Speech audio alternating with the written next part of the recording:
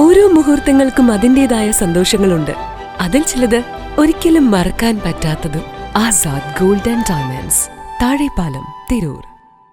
Tirur Peruvazhiyambalam health centre welfare party 5ാം ഘട്ട സമരത്തിലേക്ക്. വർഷങ്ങളായി അടച്ചുപൂട്ടിക്കിടക്കുന്ന ഹെൽത്ത് സെന്റർ ഏതു നിമിഷവും തകർന്നു വീഴാറായ അവസ്ഥയിലാണ്.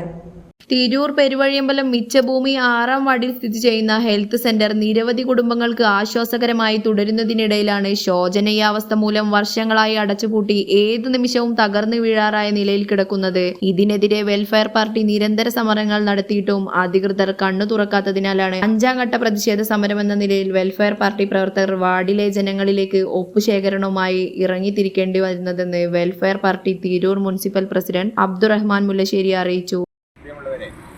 നമ്മുടെ തിരൂർ മുനിസിപ്പാലിറ്റിയിൽ ഏറ്റവും പുരോഗതി അല്ലെങ്കിൽ വികസനം ഏറ്റവും മടിച്ചു നിൽക്കുന്ന, ഏറ്റവും പിന്നോക്കാവസ്ഥയിൽ സ്ഥിതി ചെയ്യുന്ന 6ാം വാർഡ് മിച്ചഭൂമി പ്രദേശം ഉൾക്കൊള്ളുന്ന ഈ പ്രദേശത്ത് ആരോഗ്യപരമായി ഏറ്റവും ഉന്നതിയിൽ നിൽക്കുന്ന, ഏറ്റവും മുൻപന്തിയിലേക്ക് നടന്ന് കയറാൻ പറ്റുന്ന ഒരു ഹെൽത്ത് സെൻ്റർ ആയിരുന്നു ഇവിടെ. ഇത് കൊല്ലങ്ങളായി പൂട്ടിക്കിടക്കുകയാണ്. 3 വർഷത്തോളമായി എന്നാണ് പൂട്ടിക്കിടക്കുന്നത്. ഇതിൽ ഈ പരിസര പ്രദേശത്തുള്ള 4, 5, 6 വാർഡുകളിലേക്ക് ഏറ്റവും ഉപകാരപ്രദമായ രീതിയിൽ പ്രവർത്തിക്കാവുന്ന ഒരു സ്ഥാപനമാണിത്. നമുക്കറിയാം, ജില്ലാ ആശുപത്രി, ആ ജില്ലാ ആശുപത്രിയിൽ അവിടെയുള്ള പ്രയാസങ്ങളും ബുദ്ധിമുട്ടുകളൊക്കെ നമുക്കറിയാം.